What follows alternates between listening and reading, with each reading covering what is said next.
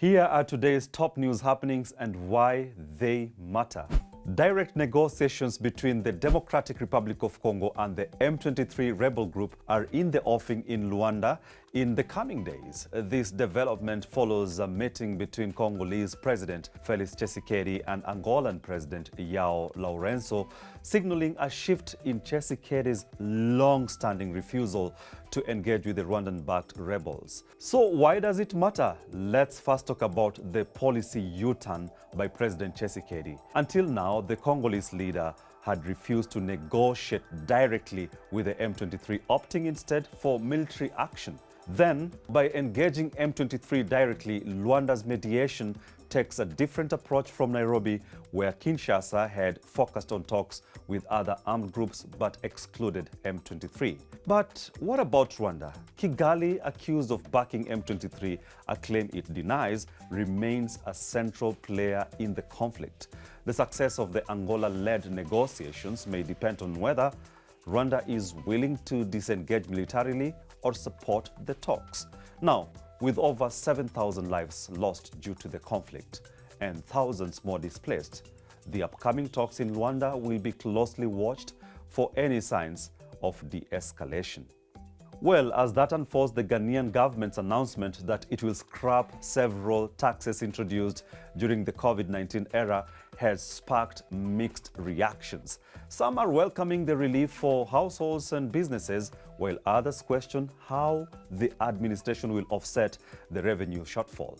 DW's Maxwell Sook tells us what this means. George, among the taxes removed are the 1% levy on mobile money transfers, a 10% on lottery winnings, and a value-added tax on motor vehicle insurance.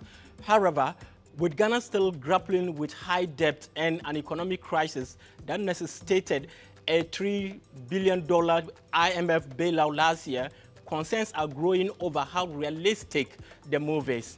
The government says there are plans to improve tax collections with the expectation of raising an additional 0.3% of GDP. Some experts warn that the measures may not be enough to replace the revenue loss from scrapping the levies. But how are Ghanaians reacting to this? Me, I didn't see any difference because they remove some and they add some. So for me, I didn't see any changes about the removal and adding. I'm very happy for that because these taxes were killing us. Even the taxes itself, we were paying it and we don't even know what they were using their money for. If someone sends you money, they will take some. When you are going to withdraw, they will take some. And the monies that they are taking, we don't know what they are using it for. There you have it, George. Back to you in Bonn. Many thanks, Maxwell. The key highlight is that scrapping these taxes is expected to improve disposable incomes, ease financial pressure on struggling households, and help businesses recover from economic downturn.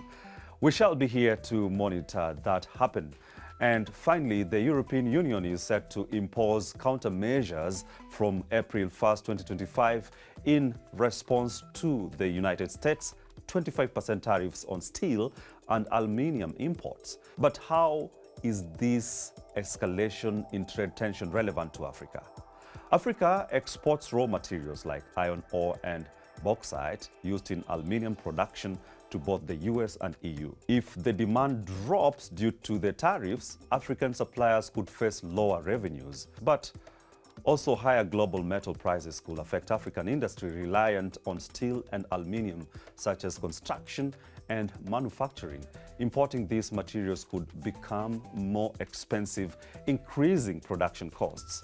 So, should African countries step up as alternative suppliers or brace for economic turbulence? Tell us what you think. And that's all we had for you today. For more in-depth analysis of news happenings, you know what to do, right? Just hit that like button, comment, and more importantly, subscribe to our YouTube channel, DW Africa. My name is George Okachi.